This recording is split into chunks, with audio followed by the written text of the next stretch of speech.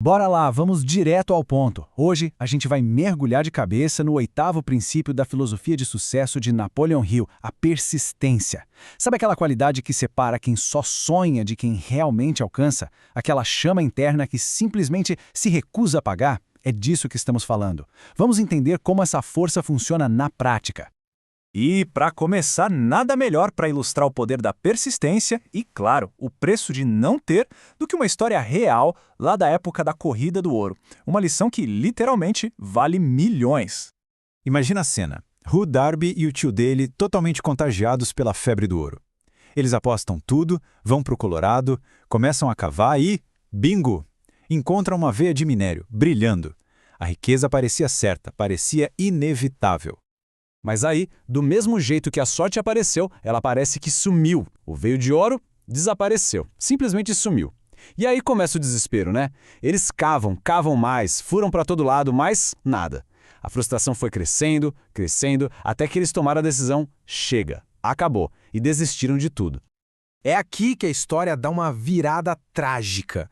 Eles vendem todo o maquinário por uma mixaria para um cara que comprava sucata. Só que esse novo dono teve uma ideia diferente. Ele chamou um especialista, um engenheiro de Minas. E a análise do engenheiro foi um golpe devastador. Os Darbys tinham parado a apenas 1 metro da fortuna. O veio não tinha acabado, ele só tinha mudado de direção. Para Darby, esse fracasso gigantesco não foi o fim da linha. Foi o começo de uma nova forma de pensar. Ele transformou a dor daquela perda na maior força dele. Na sua nova carreira, como vendedor de seguros, cada não que ele ouvia era só um lembrete para cavar mais 1 metro. E o resultado, um sucesso estrondoso construído em cima da lição mais cara da vida dele.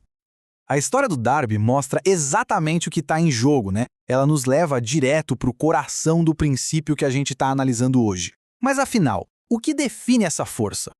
Olha, segundo Napoleon Hill, persistência não é só teimosia. É a força de vontade combinada com um desejo que queima por dentro. Pensa num motor que continua girando mesmo quando o tanque de combustível parece vazio. É aquele esforço sustentado, a disciplina de continuar quando tudo ao redor grita para parar. É basicamente a ponte que liga a imaginação à realidade. Certo. Então, persistência é crucial. Mas como é que a gente constrói isso? Hill não só identifica a qualidade, ele nos dá um mapa, um guia prático para a gente cultivar essa força. São 4 elementos fundamentais. Primeiro, saber exatamente o que se quer, como a paixão que move montanhas. Segundo, ter um plano claro e, mais importante, colocar em ação de forma contínua. Terceiro, blindar a mente. É fechar as portas para toda influência negativa, para o desânimo que vem de fora ou de dentro. E por último, uma aliança de mente mestra, um grupo de apoio, gente que te incentiva a não desistir do plano. Juntos, esses 4 pontos formam a espinha dorsal da persistência. A teoria é poderosa, a gente sabe. Mas os exemplos são imortais. Vamos ver como essa determinação inabalável apareceu em algumas das mentes mais brilhantes da história. Vamos pensar em Thomas Edison. Ele não falhou 10.000 vezes ao inventar a lâmpada. Na verdade, ele descobriu persistentemente 10.000 maneiras que não funcionavam.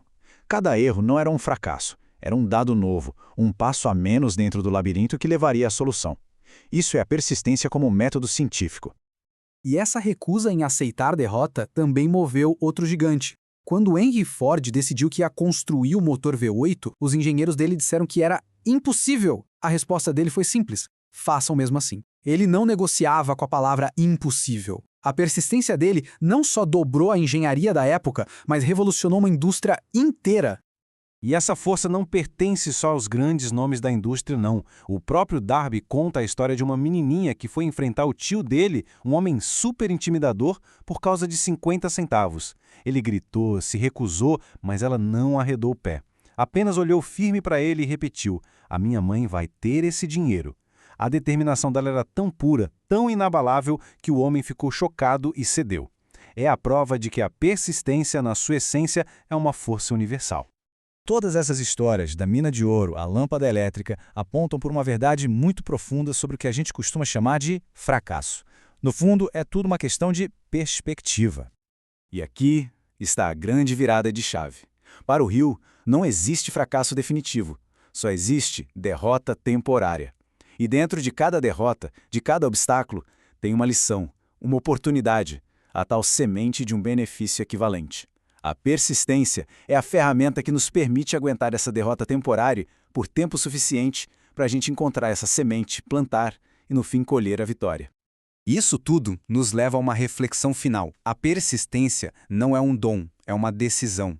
É um hábito que a gente nutre com um propósito claro. A pergunta que fica então é: qual objetivo é tão importante que vale a pena continuar mesmo quando se está a 1 metro do ouro sem saber? A resposta para isso? Bom, a resposta define tudo.